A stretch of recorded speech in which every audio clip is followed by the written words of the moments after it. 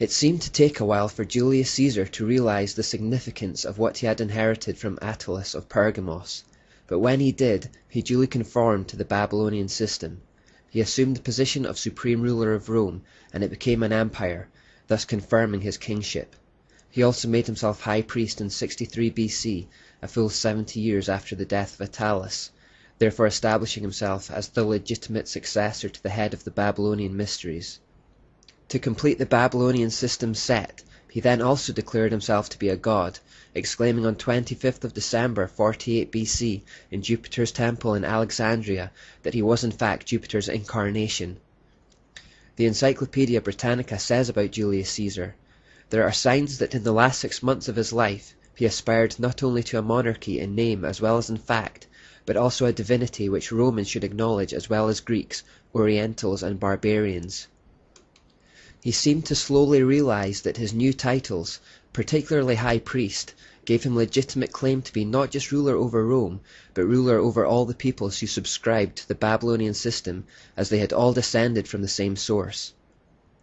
With the position of high priest re-established once more, a new chain of links were in place, and it could be passed down through the succession of rulers in Rome.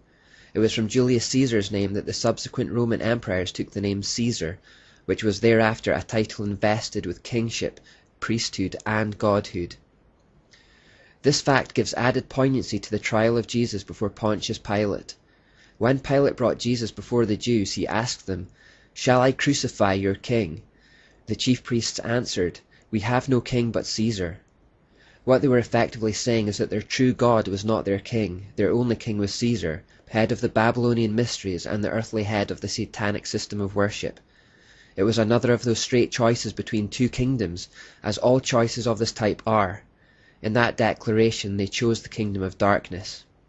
They paid the penalty for that declaration too.